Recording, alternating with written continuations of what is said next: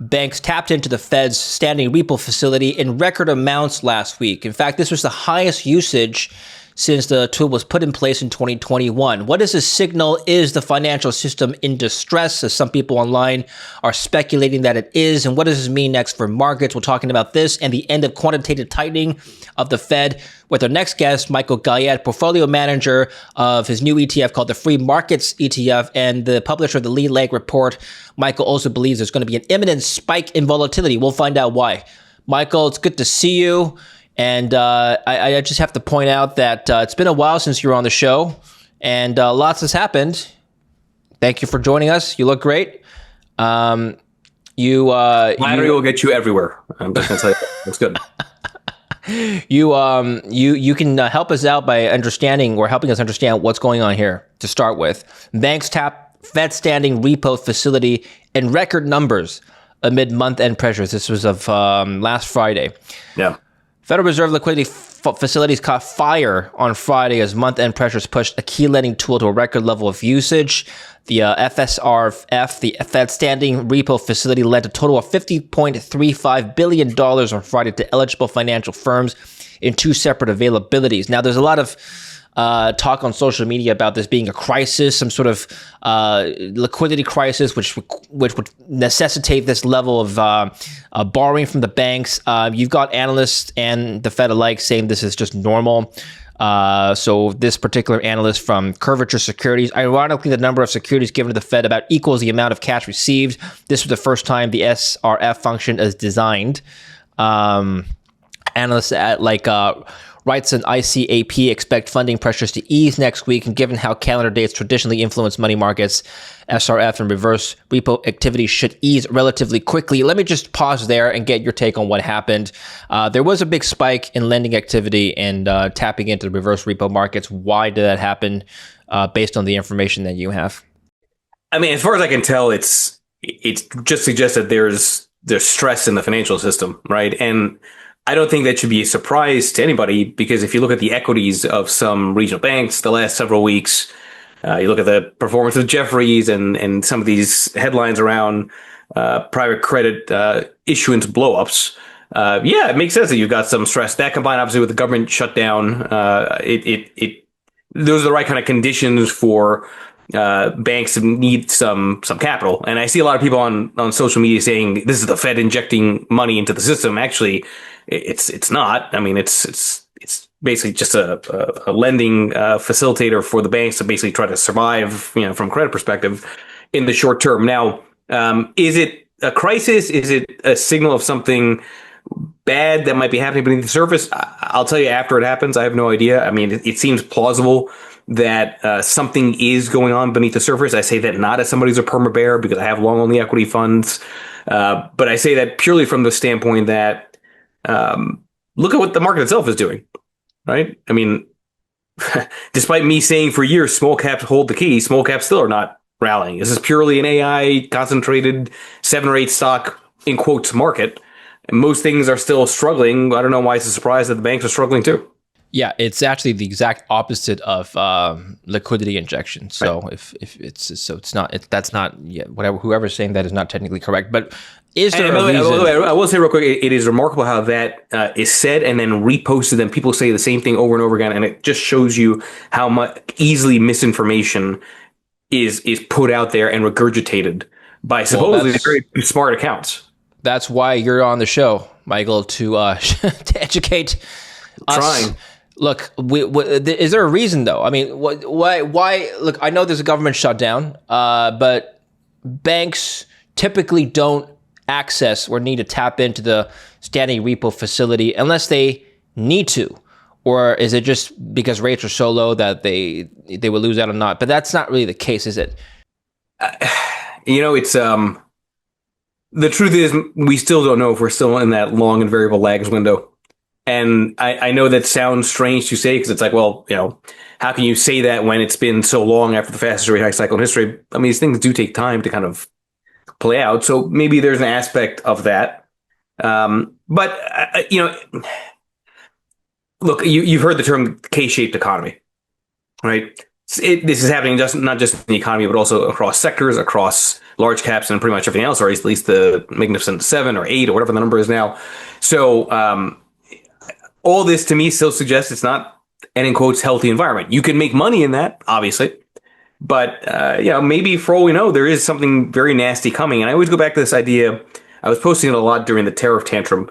I said 2 years wrong, 10 years right, because I was referencing my own signaling or concerns around a credit event that we've been wrong on for 2 years, and Japan reverse carry trade. And I always go back to markets are funny in that you can be wrong, and then very suddenly right. And if you're right with magnitude and the market does go down heavy and it defines a lost decade, who cares if you were wrong in the past? Well, that's kind of like betting on a black swan. You don't know when it's coming. You don't know if it's going to come in. But if you are prepared for such an event, you're ahead. Who cares if you're wrong about, I don't know. Comment down below. It's a rhetorical question. See if you can answer my question. Oh, the trolls are going to come out, man. Don't do that. The trolls are going to come out. They love trolling me. Well, you posed a good philosophical investment question. Who cares if you're wrong about the other trades if you're right about one big trade that wiped out or covered, offset some of the losses? I don't know if that's the approach everyone takes. It's not. But it's obviously not. No, because and it's shown by a lot of behavioral studies that people would rather have the reward of a daily dollar as opposed to waiting 100 days for $100. Right? I mean, that just sounds like venture capital. Yeah, right, exactly. But it is funny, right? Just real quick, because it's like you see all these people that troll Michael Burry, for example. It's like, okay, the guy was right once, right? And everything else he said has been wrong since. Everyone trolls him. The dude is richer than all these people that are trolling him. Like, you just have to be right once in a really big way, and that's all that really matters, unfortunately, in this game, because markets don't follow a normal distribution. They're tails. So what's the really big narrative you're betting on right now? I guess it depends on which time frame, and I think this is also what's always missed by people that critique others making predictions. Like, what time frame are you looking at? I very short term, I think, and I've been saying this for the last 2 weeks, I think we're due for an imminent VIX spike. Now, I don't know when exactly or what day, no different than the reverse carry trade playing out August 3rd, August 5th of 2024. But given the sheer volume on the coal trading side, the leverage ETF launches, the sheer amount of overconfidence that I'm seeing on social media, the margin debt that's being reported, I mean, everyone's extremely bullish into end of year, which is funny to me because everyone says the same thing. Seasonality has not worked this year. So what's to say seasonality suddenly works in November, December, right? I mean, for all we know, November, December could be awful, right? Who knows? That's short term. Intermediate, long term, I do believe there is a massive tailwind that deregulation plays into the bullish narrative. Okay, that's why I launched the free markets ETF, FMKT. I believe that deregulation is a big, big driver, has all kinds of implications on sector rotation, new leadership, and that should be ultimately positive for equities. But that doesn't mean you're not going to have volatility in between now and then. Right. And actually, I don't know if you've seen this, but Goldman Sachs CEO at a conference said it's likely there will be a 10 to 20% drawdown in equity markets sometime in the next 12 to 24 months. David Solomon said at a summit in Hong Kong, things run and then they pull back so people can reassess. A 10 to 15% drawdown happens often, even through positive market cycles. It's not something that changes your fundamental or structural view as to how you want to allocate capital. Morgan Stanley CEO also had to chime in on that. We should also welcome the possibility that there would be a drawdown, 10 to 15% crackdowns that are not driven by some sort of macro cliff effect. If they're not driven by macro cliff effects, like we've been talking about on the show, what are they driven by? So I always go back to a line I say on X on my @lead lag report handle, which is that leverage is always the precursor to every major stock market crash. Period. Overconfidence leads to leverage. Leverage leads to crashes. It doesn't have to be some macro event. We live in a chaotic system. A butterfly flapping its wings can create a hurricane across the world, right? So when you have so much leverage, as your starting point, it doesn't take much for an unwind, right? I think that's sort of the major point. Now, I will say that every single buy the dip has resulted in even more leverage, even more overconfidence, because retail has been right buying into those declines, the moment that they happen, until they're not right. And whenever that day comes, I don't know when, I don't know what the catalyst is. Maybe it's going to be private credit, which I've been flagging as a warning sign or as something that could be a potential source of risk. Maybe it's something totally unforeseen, which is usually how it plays out. Either way, the conditions are there for some kind of an air pocket. Could it be that the Fed is going to end QT soon. So take a look at this. The Fed's goal was to draw out enough liquidity. This is explaining QT. The Fed has shrunk its holdings from a peak of $9 trillion in the summer of 2022 to the current level of $6.6 trillion. It did so by allowing Treasury and mortgage bonds bought as part of the COVID-19 pandemic stimulus to mature and not be replaced. That's all coming to an end soon. The Fed's goal was to draw out enough liquidity to allow for firm control of the Fed funds rate and normal volatility in short-term lending rates. The unusually heavy use of Fed liquidity tools comes after the central bank said on Wednesday it would soon stop drawing cash out of markets. The central bank said that the drawdown of its balance sheet, called quantitative tightening, will end on December 1st. Tell us more about QT, the mechanisms, and what that's going to do to yields in the market. I think it's unclear what it'll do. I mean, I think the assumption is that means that if they are no longer doing QT, that's the path towards QE again. And it seems like let's assume they don't. It's just they maintain the balance sheet size. Let's put it that way.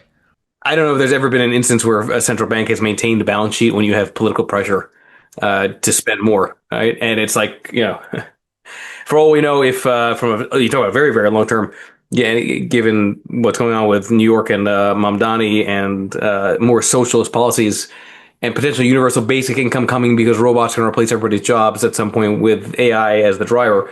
I don't see how the Fed's ever going to keep the balance sheet where it is. It's just going to keep on expanding it. At least I think so. But I don't know. It's not clear to me if the end of QT is necessarily a good thing or a bad thing. It's also not clear what that will do to yield, because every single time the Fed, for example, initiated QE, buying up treasuries, yields actually fell. It rose rather. And then when they did QT, it was the opposite.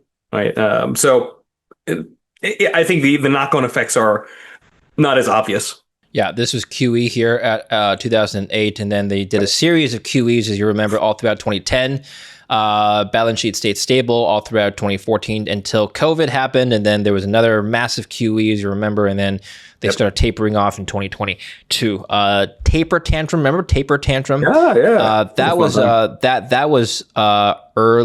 all the rage around 2012, 2013, and then we did kind of have taper tantrum in 2022. Big market sell-off as the Fed rose rates. And now, after 2022, nobody really cared. By nobody, I mean the markets didn't really care that the balance sheet continued to shrink because the rates continued to fall down, or at least it was signaling that they would cut rates. And now we have the reverse. Now, the question is whether or not, going back to what you were saying, we're going to have a flat central bank balance sheet, or a rise in assets due to QE. Either way, that should be good for markets. No, you have a less reduction in the reduction of the money supply, so the delta is zero, or you have a positive addition, which is more liquidity. Either should be better for markets. No, aren't you bullish on this news? Again, it's like, it's hard to see how more liquidity is a good thing when credit spreads are as tight as they are. That just is going to feed into inflation. And actually, if you look at the Trueflation numbers, inflation is picking up using Trueflation data.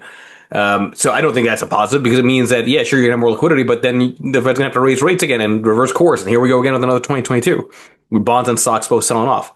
Look, I cannot understand for the life of me why the Federal Reserve is cutting rates when junk debt relative to AAA basically says there's no default risk at all by highly levered borrowers. Now, could be the case that maybe they are seeing something in the private credit side, because that's obviously not mark to market. And I think a lot of the real garbage debt has been hidden there, right, in the private credit space. But more liquidity doesn't necessarily mean it has to filter into stocks. It can filter into groceries. That's not a good thing. We've got, you brought up the mayoral election in New York, but as of right now, the moment we're filming, we don't have the result yet. It's ongoing. I think more than 1 million people already cast their votes. As of now, I'm just following the live updates. This is interesting. Trump, this is reality now here, not reality TV. Trump urged New Yorkers in a social media post to vote for Cuomo, threatened to withhold federal funds from the city if Mamdani wins. I don't know. I'll let you. By the way, full disclosure, I actually, on a personal basis, put a bet on that Cuomo would win, because the payout is like 10x, and it's not because I'm a fan of Cuomo or I'm against Mamdani. I just think that the odds are skewed because the truth is a lot of the money that's betting on Mamdani is coming from countries that have socialist policies, so they see him and think, oh yeah, he's going to win because he's like us, right? There's a bias there. That's a whole different discussion. And I think Cuomo himself said Trump is not endorsing him; he's just anti-Mamdani, right? So Mamdani.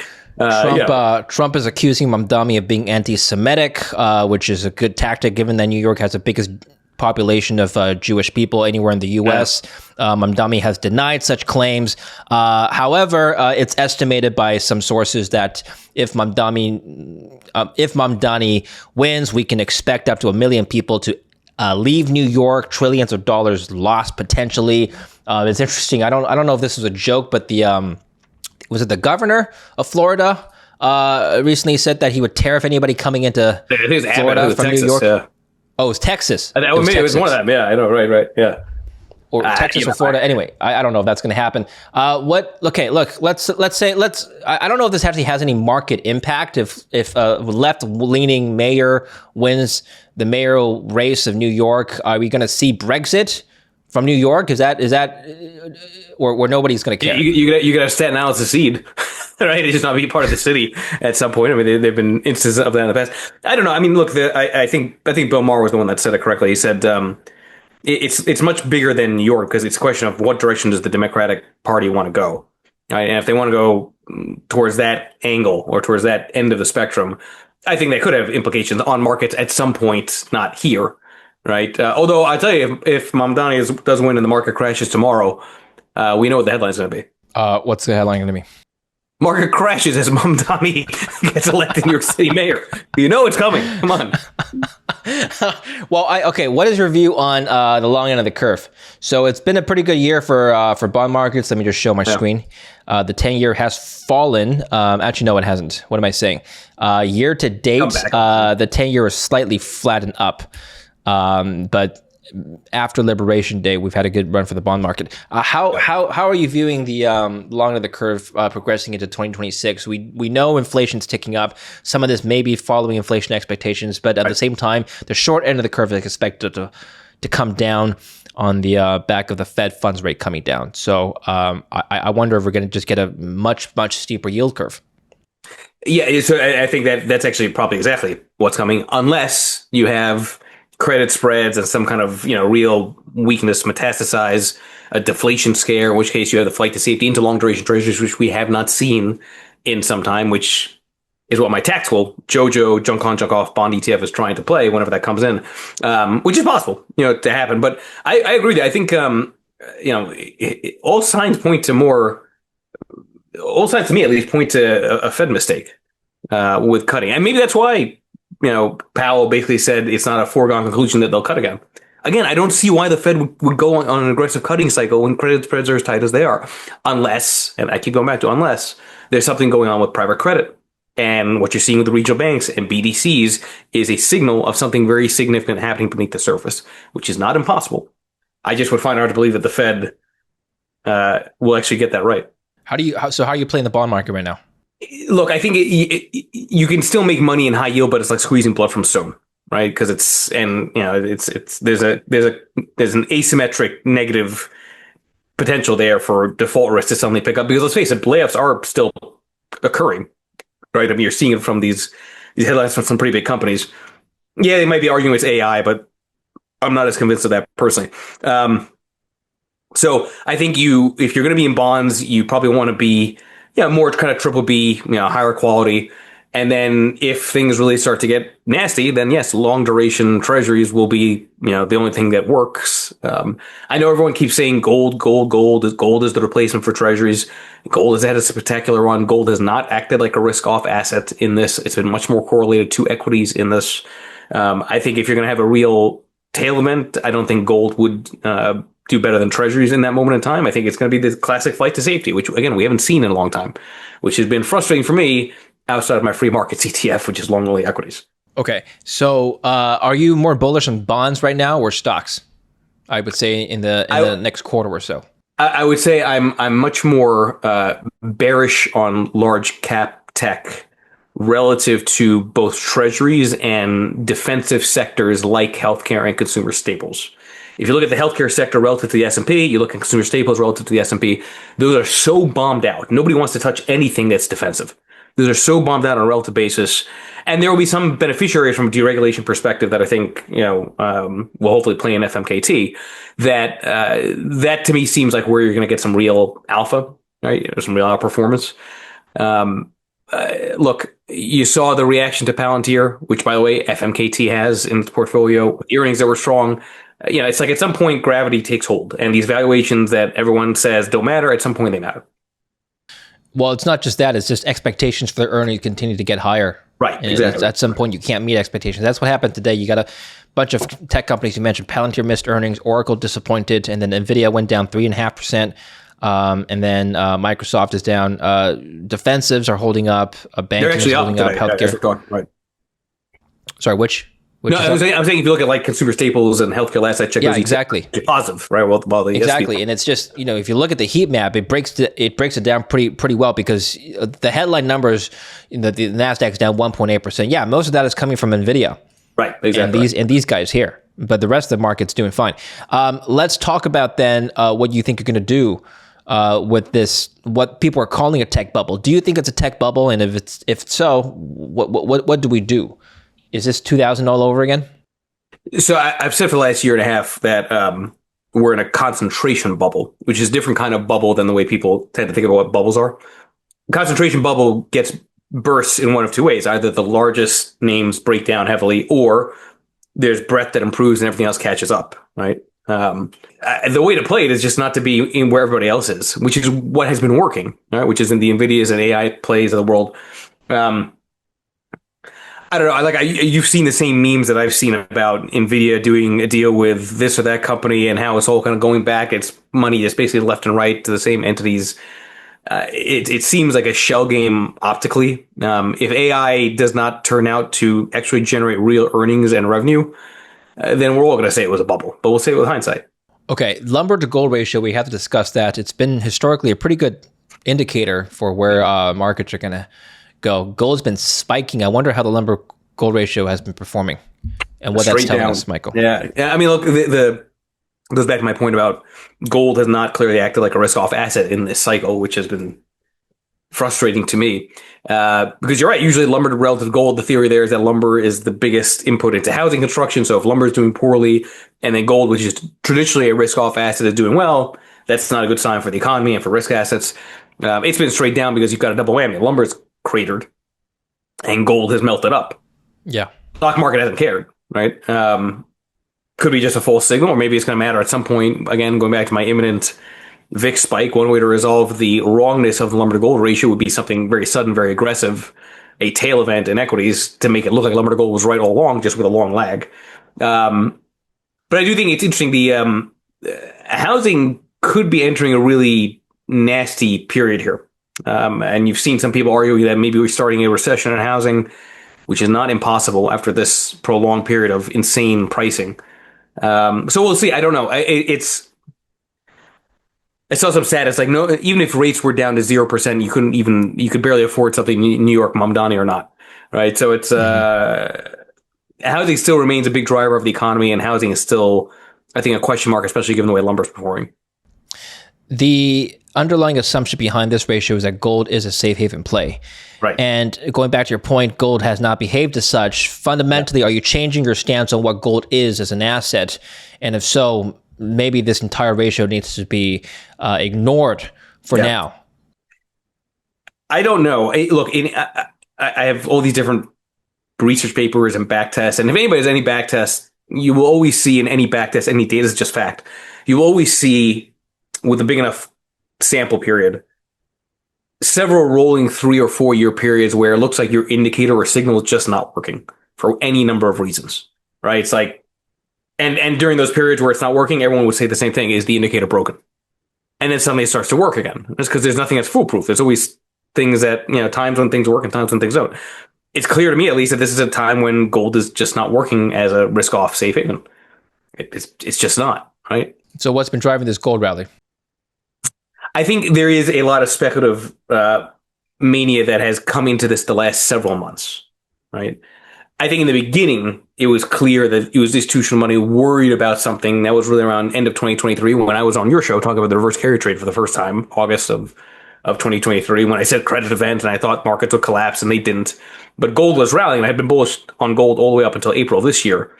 And then I just started seeing that you ended up having Forbes have it on the cover, and you ended up having everyone else talk about gold, and the gold bug's getting louder and louder. And it's like, that seems like retail is chasing it. It's more than just institutions, right? So I think it's just become a momentum play. That's all it is. At some point, I do think it goes back to its traditional risk-off type of behavior. But this isn't the time. Now you can see it. So what is a risk-off play right now if gold lost that status? I still think utilities behave like a risk-off asset, a risk-off sector, rather. Some people will say, well, how can that be when AI is still being a big driver of power generation demand? I get the argument, but the reality is even this year, utilities, while they've outperformed the S&P, they haven't outperformed to the extent of that AI narrative. I just put a piece out in the lead lag report making that case. So I still think utilities are defensive. I still think the dollar is defensive. The yen will be defensive. And treasuries. Long duration, which, long duration has not worked because there's been no, with hindsight, need to be defensive. So it's not that treasuries haven't worked. It's just credit spreads have been so tight. So it says there's no flight to safety.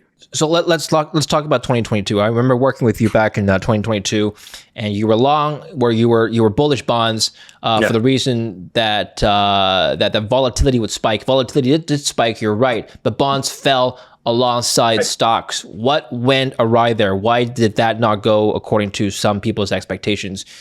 Traditional theory would tell us that bonds should have done well during that period. It did not. Yeah, but I mean, volatility spiked, but didn't have the big spikes, right? That would traditionally force a flight to safety trade. But also the question of which bonds. When I say volatility is tied, the transmission mechanism of volatility to bonds is in credit spreads. So if volatility is rising, credit spreads historically widen. If you were to look at credit spreads relative to volatility, the last 3 years have been massively, massively divorced in a very historic way, meaning you have these bouts of volatility in equities, but credit spreads are not responding. Even during the tariff tantrum, when literally on the day of the low, I screamed on X saying, you will remember me this day, because I said we're going to have the biggest intraday turnaround in history, and it happened that Wednesday. I was literally on a boat on a Crete cruise, for God's sake, making that call, like a raving lunatic. I was saying that because in that sell-off, the VIX was spiking aggressively, but credit spreads were barely budging. Right? If credit spreads were barely budging, then it's actually the VIX that's wrong, right? In that kind of scenario. So 2022 was unusual because credit spreads didn't blow out, which goes back to the Fed should probably keep on raising rates because money is still too easy. And it's too easy because credit spreads are telling you they're too easy. Okay, tell us about the deregulation trend right now, and that feeds into the theme of the free markets ETF. Yeah. What exactly is being deregulated? Which sectors will benefit from this trend? So first of all, just from a macro perspective, deregulation is disinflationary. Okay, and there have been other studies that suggest that deregulation has the effect of lowering inflation, because the impact of deregulation is more competition. Okay, the impact of deregulation is faster to market types of services and products, less waste on things which don't impact the final end consumer. So deregulation from that standpoint is a disinflationary, is you can argue bullish, right? From that standpoint. Now, deregulation is something that's hard to backtest because it's based on whatever executive orders Trump puts out, right? So some of the easy tells there have been nuclear, right? There have been deregulatory measures around FAA, flying cars, Archer Aviation, and Joby, for example, are two stocks that are in the FMKT ETF because of that deregulatory push. And there's a lot of things that we are tracking just from a legislative perspective that result in some really interesting companies. We all know about the EPA, Environmental Protection Agency, and the cuts that have happened there, the deregulations happened there. That's been a big tailwind for a company like Comfort Systems, ticker FIX, which is one of the biggest winners in FMKT and one of the larger holdings. So it is a very positive tailwind, which is why, again, I'm not some perma bear. Just because I think you're going to have some of these short-term hiccups doesn't mean that long-term isn't positive. But I think it's a massively underappreciated dynamic, this deregulation theme. And FMKT was launched in June. We now have 21 million in the ETF. It's I think as of today, it's up around 350 basis points over the S&P. Just outperformed the S&P despite not having tech or AI. So the theme is real. I'm very bullish on that stand. So it sounds to me like 2026 may very much be a stock picking year, Yeah. but are there any overriding macro themes that may dominate? If inflation were to pick up meaningfully here, Mm-hmm. I think it can get ugly very quickly. Okay. That's because if you end up having that, and then the central banks start panicking and start very aggressively raising rates, which is hard to believe, but you never know. Well, that they won't do that because the next chair will be pro whatever the administration wants to do, which is lower rates, right? It's a narrative. I don't know. I mean, yeah, unless Trump runs for a third term, I don't know if that's going to matter. Okay, so yes, if inflation picks up meaningfully, any Fed would need to put their rate cuts on pause, and yeah, we'll see what happens. I mean, when Jerome Powell at his last FOMC press conference said that the December cut is not a foregone conclusion, the chance of a cut dropped from 90-something% to 60-something% overnight. The markets didn't move significantly on that news, but the S&P's, I think, down on the week. Yeah, it's down on the week. I don't know if it's because of that or other things like earnings being missed. And by the way, that could explain why Bitcoin is also very weak too, right? It's like, Bitcoin, I think hit 120. Everyone's like, oh, this is it. It's going to 150. And then, complete turnaround, right? I mean, I'm not a Bitcoin hater by any means, but it goes back to like when everyone is convinced of something happening because of a narrative, suddenly things go the other way. Let's talk about that. Bitcoin is a good indicator for risk on sentiment in the markets, where historically has been, at least. This year hasn't been great for Bitcoin. It's not terrible either. It's actually exactly flat on the year because it was $100,000 right at the beginning of January. It first hit 100,000 late November, early December 2024 last year, and then it hovered around 100,000 for the remainder of the year, and then it went up and down this year, but it's exactly flat on the year, which is surprising because the NASDAQ is up 21% on the year. And usually in bull markets for stocks, Bitcoin outperforms. That shows you, going back to your concentration risk statement, that the market really is just a reflection of a few companies in the tech space outperforming everything else, driving up everything else. That's exactly what happened in 2023, though. And Bitcoin still outperformed the year after. So I don't know what's happening. I'll let you answer, or we'll look at this your way, but it certainly seems like Bitcoin's win has been taken out of its sails, so to speak. Yeah, and I see a lot of people on X, the crypto bulls outside of Bitcoin, saying this is the worst crypto bull run ever. Isn't it funny, by the way, on a side note, that everyone is cheering the Max 7 and these AI companies and investing in them and making supposedly all this money? It's like they're cheering for the companies that are going to replace their jobs. We're in a really upside down world. Nobody can replace your job, Michael. We still need fund managers. We still need economists. And ChatGPT is not at our level, not at your level yet, dude. The only thing that AI will not replace is charisma. Not that I have it, okay? You have it, okay? But the point is like this is on a side note. It's like I do believe that's why like salespeople will always have a job. Like the real skill is the ability to communicate and to be able to emote properly, and nothing else is going to matter. Okay, so let's just look ahead here. What longer term investment opportunities are there when, to quote what you just said, we're all going to lose our jobs? Yeah, exactly. Well, it probably means the UBI is coming, universal basic income, just to keep the system going. What are you most bullish on right now? Let's say if you had to pick an asset. I think it's two themes, and I think they're related. Again, I'm bullish on deregulation. I put my money where my mouth is. The free markets ETF, FMKT, and I'm also bullish. I've said this for a while, and I've been wrong for a while.